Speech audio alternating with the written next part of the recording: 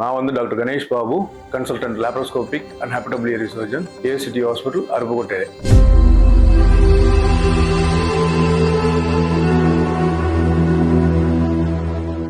இன்னைக்கு நம்ம பார்க்க போற டாபிக் சர்ஜரி இருக்கு இல்லையா, அந்த சர்ஜரியை கன்வென்ஷனல் மெத்தட், லாப்ரோஸ்கோபி, இது ரெண்டுக்கு என்ன டிஃபரன்ஸ் அப்படின்னு. ஸோ கன்வென்ஷனல் சர்ஜரிங்கும் போது ஆரம்ப காலத்தில் வந்து ஒரு அறுவை சிகிச்சை அப்படின்னு ஆரம்பிக்கும் போது உடல் உறுப்பை வந்து நம்ம வந்து கத்தியால் ஓப்பன் பண்ணி அதுக்கப்புறம் லேயர் பை லேயராக ஓப்பன் பண்ணி உள்ளே போய் பார்த்து அதை ஆப்ரேட் பண்ணி அந்த காலம் வந்து அப்படியே கொஞ்சம் கொஞ்சமாக மாடர்னைஸ் ஆகி ஒரு சின்ன ஆப்ரேஷனுக்கு, ஃபார் எக்ஸாம்பிள் குடவால்னே வச்சுக்கோங்களேன், ஒரு சின்ன ஆப்ரேஷனுக்கு நம்ம வந்து எதுக்கு இவ்வளோ பெருசாக இருக்கணும் அப்படின்னு சொல்லிட்டு இந்த சர்ஜன்ஸ்லாம் வந்து அப்படியே அவங்க ஆப்ரேஷன்ஸ் மொடாலிட்டியை ரீஃபைன் பண்ணி கண்டுபிடிச்சது தான் லாப்ரோஸ்கோபி.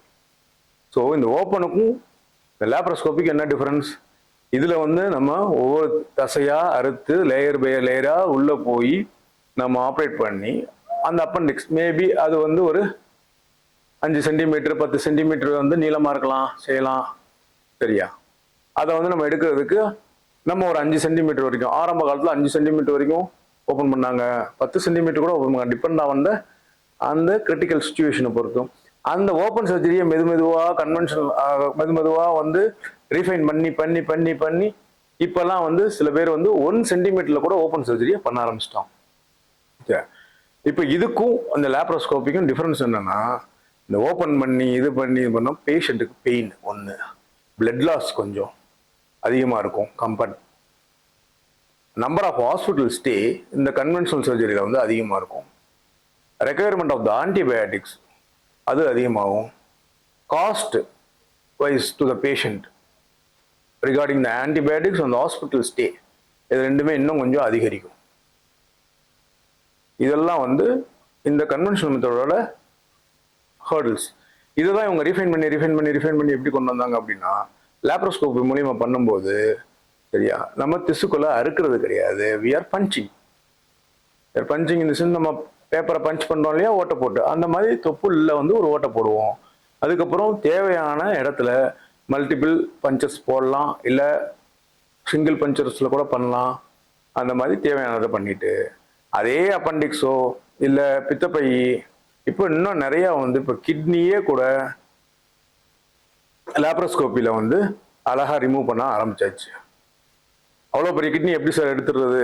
லாப்ரோஸ்கோபி எடுக்கலாம், ஸ்ப்ளீன் எடுக்கிறோம், கிட்னி எடுக்கலாம், சரியா? அவ்வளோ பெரிய சர்ஜரினாலும் நம்ம வந்து மார்பிடிட்டியை குறைக்கிறோம், பேஷண்ட்டோட ஹாஸ்பிட்டல் ஸ்டே, அந்த தேவையில்லாத ரத்தம் லாஸ் ஆகுறது, இதெல்லாம் நம்ம குறைக்கிறோம். அதனால தான் இந்த லாப்ரோஸ்கோபி வந்து இப்போ ஒரு 25 வருஷமாகவே நல்லா அட்வான்ஸாக வந்துட்டு இருக்கு. இன்னும் ஃபியூச்சரில் இது இன்னும் நல்லா தான் வரும். இந்த லாப்ரோஸ்கோபி சர்ஜரி வந்து பேஷண்ட் வந்து ரொம்ப அவங்களுக்கு வந்து என்னென்னா, இதை விட வந்து ஓப்பன் தானே பெஸ்ட்டு, அதை விட இது பெஸ்ட்டு அப்படின்னு சொல்லி நினைக்கிறாங்க. But that is not the right thing. Conventional மெத்தடோட லாப்ரோஸ்கோப்பியில் வந்து நம்ம உள்ளே போய் கேமரா போட்டு பார்க்கும்போது 30x மேக்னிஃபிகேஷன். நார்மலாக நம்ம வந்து நம்ம என்ன பார்க்குறோமோ அது வந்து 30 மடங்குலேருந்து 50 மடங்கு வரைக்கும். இப்போ ஃபார் எக்ஸாம்பிள் 4K 3D வரைக்கும் லாப்ரோஸ்கோப்பியில் வந்துருச்சு. இப்போ நம்ம ஹாஸ்பிட்டல்லையும் வந்து we are doing 4K laparoscopy with 4K technology. So அது இன்னும் வந்து பெட்டர் விஷன், நல்ல விஷன். நம்ம நார்மலாக கண்ணில் பார்க்குறத விட அந்த லென்ஸ் மூலியமாக பார்க்கும்போது மேக்னிஃபிகேஷன், நல்ல மேக்னிஃபிகேஷன் ஆகி நல்ல அழகாக வந்து ஒவ்வொரு டிஷ்யூவும் காட்டும் போது அதில் வந்து மார்டாலிட்டி ரேட் கம்மி, தேவையில்லாத வந்து டிஷ்யூ டேமேஜ்லாம் ஆகாது. ஸோ ரத்த கசிவு இருக்காது, பேஷண்ட்டோட ஹாஸ்பிட்டல் ஸ்டே கம்மியாகும். சொல்லப்போனால் சில சர்ஜரிக்கெலாம் வந்து டே கேர்னா என்ன, வித்தின் 24 ஹவர்ஸில் பேஷண்ட் அட்மிட் ஆனதுலேருந்து ஆப்ரேஷன் பண்ணதுலேருந்து வீட்டுக்கு போகிறது 24 ஹவர்ஸில் போயிடலாம். இது வந்து டே கேர் ப்ரொசீஜர்ஸ்னு சொல்லிட்டு இதெல்லாம் நம்ம பெங்களூரில் நிறைய நாங்கள் பண்ணியிருக்கோம். பட் இங்கே நம்ம சவுத் இந்தியாவில், நம்ம கிராமப்புறத்தில், நம்ம அந்த சின்ன ஊரில் இருக்கிறதுனால நம்ம ஊர் மக்கள்லாம் என்ன ஒரே நாள் போனோம்னா அந்த ஆப்ரேஷனுக்கு இவ்வளவா அப்படின்னு நினைக்கிறாங்க.